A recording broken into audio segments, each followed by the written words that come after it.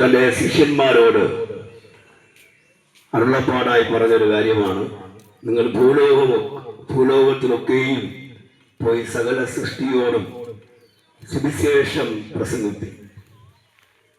കർത്താവായ യേശുക്രിസ്തു ഉയർത്തെഴുന്നേറ്റ് വന്ന് 40 ദിവസത്തോളം ദൈവരാജ്യം സംബന്ധിച്ച് തന്റെ ശിഷ്യന്മാർക്ക് വെളിപ്പെടുത്തുകയും ആ 40 ദിവസം താൻ ജീവിച്ചിരിക്കുന്നു എന്ന ചില ദൃഷ്ടാന്തങ്ങൾ കർത്താവ് വെളിപ്പെടുത്തുകയും ശിഷ്യന്മാരോട് വേദപുസ്തകത്തിൽ ഇങ്ങനെ ഒരു വാക്ക് പറയുന്നുണ്ട്, അപ്പോസ്തലർ 11:8, എന്നാൽ പരിശുദ്ധാത്മാവ് നിങ്ങളുടെ പേര് വരുമ്പോൾ നിങ്ങൾ ശക്തി ലഭിച്ചിട്ട് യെരൂശലേമിലും യഹൂദയിലും എല്ലായിടത്തും ശമര്യയിലും ഭൂമിയുടെ അറ്റം വരെ എന്റെ സാക്ഷികളാകുവിൻ. സ്വർഗത്തിലൊരു ദൈവം ഉണ്ടെന്ന് വിശ്വസിക്കുന്ന എല്ലാ മതവിവാഹങ്ങളിലും അങ്ങനെ ഒരു സ്വർഗത്തിലെ ദൈവത്തിന്റെ പ്രതിനിധിയായിട്ട്, അല്ലെങ്കിൽ യേശുക്രിസ്തു ഈ ലോകത്തിൽ സ്വർഗീയമായ ദൈവം ആരെന്ന് തന്റെ ജീവിതം കൊണ്ട് 33.5 വർഷം ഈ ഭൂമിയിൽ വെളിപ്പെടുത്തുകയും 3.5 വർഷം കൊണ്ട് തന്നെ നിയോഗിച്ച് ഈ ഭൂമിയിൽ ആക്കി വെച്ച ദൈവഹിതം തന്റെ ജീവിതം കൊണ്ട് തെളിയിക്കുകയും ചെയ്തു.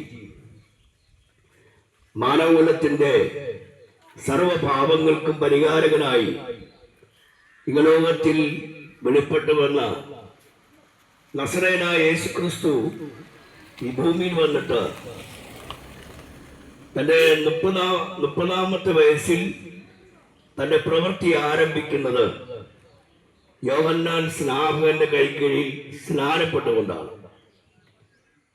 സ്നാനമെന്ന ആ പദം സംസ്കൃതത്തിൽ മുങ്ങുക, കുളിക്കുക എന്നർത്ഥമാണ്. അക്ഷരീയമായ ഒരു കുളി അല്ല അവിടെ ആധാരമാകുന്നത്. കാരണം ഞാനൊരു ഹൈന്ദവ കുടുംബത്തിൽ നിന്ന് രക്ഷിക്കപ്പെട്ടു വന്നതാണ്. എൻ്റെ അപ്പനും അമ്മയും ഞങ്ങളെ ഭക്തിമാർഗത്തിൽ കൂടി വളർത്തിക്കൊണ്ടുവരുമ്പോൾ ഞങ്ങൾ എല്ലാ ദിവസവും ക്ഷേത്രങ്ങളിൽ പോകുന്ന കുളിച്ചിട്ട് മാത്രമേ പോകത്തുള്ളൂ. അപ്പൊ കുളി ഒരു സ്നാനമാണ്. നമ്മുടെ ശരീരത്തിന്റെ ശുദ്ധി, നമ്മുടെ ഭക്തിക്ക് ആധാരമായിട്ട് ഞങ്ങളെല്ലാം ക്രമീകരിച്ച് ജീവിച്ച ഒരു കുടുംബത്തിലുള്ള ഒരാളാണ് ഞാൻ.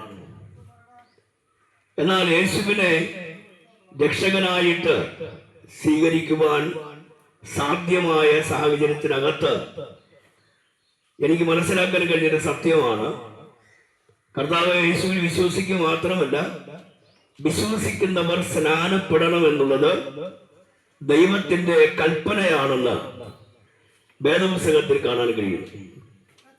അപ്പൊ ദൈവത്തിന്റെ സ്വർഗത്തിലെ ദൈവം കൽപ്പിച്ച അല്ലെങ്കിൽ ദൈവത്തിന്റെ ആലോചനയാണ് സ്നാനം എന്ന് പറയുന്നത്. എന്നാൽ തമിഴ് മൊഴിയിൽ പറയുന്നത് ജ്ഞാനസ്നാനം എന്നാണ്.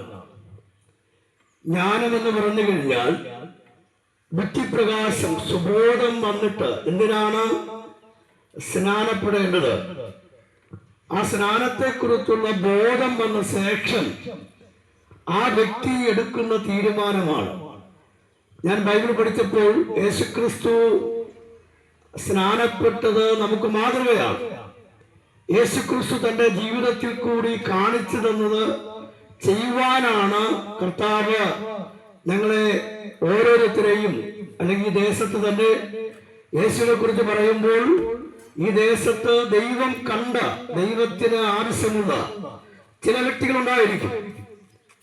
വർഷങ്ങൾക്ക് മുൻപ് 1997 എന്റെ 24-ാമത്തെ വയസ്സ് വരെ എന്റെ വിശ്വാസ പ്രമാണങ്ങളിൽ ഉറച്ചു നിന്ന് എനിക്ക് പാപത്തിൽ നിന്നും ശാപത്തിൽ നിന്നും അതുപോലെ മദ്യപാനത്തിന്റെ ആസക്തിയിൽ നിന്നും അതുപോലെ തന്നെ കഞ്ചാവിനും മറ്റ് അനാശാസ്യ പ്രവൃത്തികൾക്കും അടിമയായിരുന്ന എനിക്ക് സുബോധം വരത്തക്ക വണ്ണം എന്റെ സ്വഭാവ ദൂഷ്യങ്ങളിൽ നിന്ന് എന്നെ മാറ്റിക്കൊണ്ടുവരുവാൻ എന്റെ ഒരു വിശ്വാസ പ്രമാണങ്ങൾക്ക് കഴിയാതിരുന്നപ്പോൾ, എന്റെ വേഷം കൊണ്ടാണ് എന്ന് ഒരു തിരിച്ചറിവ് എന്റെ ഉള്ളിൽ വന്നപ്പോൾ